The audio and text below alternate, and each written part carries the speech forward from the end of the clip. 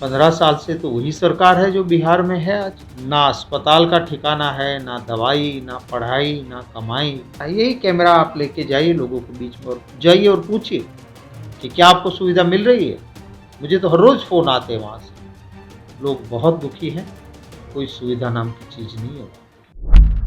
नमस्कार, मैं धीरज सिंह और आप देख रहे हैं दी जेड प्लस। बिहार में कोरोना के मामले बहुत तेजी से आगे बढ़ रहे हैं और बाढ़ की समस्या भी कम होती हुई नजर नहीं आ रही है। इसी बीच बिहार में विधानसभा चुनाव भी होने हैं। इसी को लेकर सभी पार्टियां अपने अपने तरीकों से चुनावी मैदान में उतरने के लिए तैयार बैठी। आज हमारे साथ बात करने के लिए बिहार कांग्रेस प्रभारी और राज्यसभा सांसद शक्ति सिंह गोयल साहब है। सर, पहले तो आपको बहुत बहुत बधाई कि आप दोबारा राज्यसभा सांसद बनकर पहुंचे हैं। धन्यवाद। मेरा पहला सवाल ये है कि सर, बिहार सरकार जो कोरोना के खिलाफ लड़ाई लड़ रही है उसको कैसे देखते हैं? देखिए, दिल्ली में सरकार बैठी है भाजपा की, बिहार में भाजपा और जेडीयू की मिलीजुली सरकार है। 12 फरवरी को राहुल गांधी जी ने कहा था कि कोरोना पूरी दुनिया में जिस तरह से फैलेगा, हमारा देश बड़ा देश है, अभी से इसकी चिंता करेंगे तभी हम कोरोना के खिलाफ लड़ पाएंगे। उस वक्त पे अगर राहुल गांधी जी की राय को माना होता तो आज देश की हालत इतनी ख़राब नहीं होती। उसको मजाक में ले लिया सब। वहाँ तो मध्य प्रदेश में कांग्रेस की सरकार तोड़ने में सब व्यस्त थे भाजपा के लोग।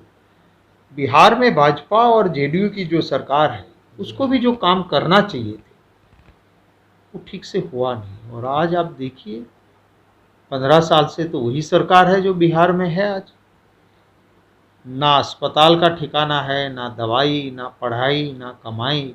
और कोरोना में हर रोज़ लोग छोटी छोटी ज़रूरियात जो उनकी होती है उसे भी सरकार नहीं पहुंच पा रही है और बहुत दुखी हैं लोग वहाँ पर। सरकार लगातार कह रही है कि उनके पास पर्याप्त मात्रा में बेड है, पर्याप्त मात्रा में स्वास्थ्य सुविधा है जिससे वो कोरोना के खिलाफ लड़ाई लड़ सकती है। कैसे देखते हैं उनके इस बयान को? देखिए, लफ्ज़ों की सजावट और सच्चाई के बीच में बहुत बड़ा फासला है। यही कैमरा आप लेके जाइए लोगों के बीच में और जाइए और पूछिए कि क्या आपको सुविधा मिल रही है। मुझे तो हर रोज़ फ़ोन आते हैं वहाँ से। लोग बहुत दुखी हैं, कोई सुविधा नाम की चीज़ नहीं है वहाँ पर। सर, इसी बीच में बिहार में विधानसभा चुनाव भी होने हैं, उसको लेकर कांग्रेस समेत तमाम विपक्षी दल चाहती है कि कोरोना काल में चुनाव टल जाना चाहिए। इसके पीछे क्या वजह है? देखिए, चुनाव टालो हमने नहीं कहा है। बिहार की जनता भाजपा और जेडीयू से छुटकारा चाहती है। वो चाहती है कि सरकार जाए, हम नई सरकार लाएं। लेकिन राजनीति या पावर से ऊपर जनता की सुरक्षा, ये हमारी मांग है। 9 पॉलिटिकल पार्टीज़ ने, 9 राजनीतिक दलों ने मिलकर हमने चुनाव कमीशन को कहा कि आप चुनाव कराइए, किंतु वो ट्रेडिशनल तरीके से हमको चुनाव प्रचार करने दीजिए आप, और लोगों की सुरक्षा पहले देखिए। अगर मतदाताओं में कोरोना फैलेगा और अगर आपका जो चुनाव है वो कोरोना फैलने का बड़ा मशीन बन जाएगा, ऐसा नहीं होना चाहिए। हमने सुझाव दिया है कि एक पोलिंग स्टेशन में 1000 वोटर रहते हैं, आप उसको 4 कमरे में बांट दीजिए, 4 मशीन कर दीजिए और एक पोलिंग स्टेशन में सिर्फ 250 वोटर होगा, तो सोशल डिस्टेंस मेंटेन होगा। प्रिकॉशंस पूरे लीजिए, पूरी चिंता कीजिए, तो कोरोना नहीं फैलेगा। उस तरीके से करवाइए। बीजेपी का आरोप है कि विपक्ष अभी चुनाव के लिए तैयार नहीं है, इसीलिए वो लगातार चाह रहा है कि चुनाव टल जाना चाहिए। हम तो चाहते हैं कि हो जाए चुनाव, पर जनता मरे तो मरे और मेरा चुनाव करवा दो, वो ठीक नहीं है। भाजपा का तो यही है कि राम का मरे या रहीम का मरे, मेरी वोट बैंक भरे। ये भाजपा का नारा है। हमारा नारा पहले जन सुरक्षा है, फिर राजनीति है। कांग्रेस इस बार चुनाव में किस एजेंडे के साथ उतरेगी? हम एक पॉजिटिव एजेंडा के साथ जाएंगे। बिहार का अपना एक वजूद था। अब देखिए, आज़ादी के बाद कांग्रेस लगातार शासन में रही और हॉर्टिकल्चर जिसे कहते हैं, बागबानी खेती, पूरे देश में बागबानी खेती में 50% का हिस्सा सिर्फ बिहार का था। चावल हो या चीनी हो, बिहार का अपना एक वजूद था। कहाँ गया आज सब कुछ? बिहार को बर्बाद किया जब कांग्रेस की सरकार वहाँ से गई। बिहार बर्बाद बर्बाद बर्बाद होते गया। भाजपा और जेडीयू की सरकार ना ताल ना मेल, सिर्फ शासन के लिए साथ है और लोगों को परेशानियों का सामना करना पड़ रहा है। चुनाव आता है, ख्वाबों की बारिश होती है।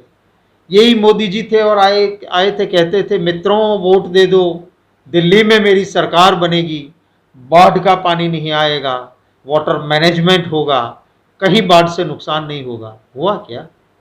कहते थे कि चीनी मिले यूं खोल दूंगा, खुली नहीं चीनी मिले क्या कोई? मधुबनी का पेंटिंग डॉलर और पाउंड में बिकेगा, बिक रहा है क्या? दवाई, पढ़ाई, कमाई की बातें, कहाँ है ये सब कुछ? तो भाजपा टोटली फेल है और जेडीयू और भाजपा की मिलीजुली सरकार भी नकारा साबित हुई है। लोग बदलाव चाहते हैं और हम एक पॉजिटिव एजेंडा के साथ जाएंगे कि हम आएंगे शासन में, किसान को अच्छा दाम मिले, उसका अधिकार होगा, कानून आएगा उसके लिए। बिहार वासी को दर दर की ठोकरें खाना नहीं पड़ेगा, वही रोजगार उसको कैसे मिले, हमारी चिंता होगी। पढ़ाई के लिए जो सुविधा होनी चाहिए नहीं है, जो वहाँ का शिक्षक है वो आत्महत्या करने पे मजबूर होता है, हम वो नहीं होने देंगे। एक वाटर हार्वेस्ट मैनेजमेंट की स्कीम एक्सपर्ट्स के पास बुला के, क्योंकि बिहार का कुछ इलाका है सूखा होता है और कुछ इलाके में बाढ़ से बर्बादी होती है, तो अगर ठीक से वाटर हार्वेस्टिंग का काम होगा तो ना बाढ़ रहेगी ना सूखा रहेगा, वो हमारा प्लान होगा।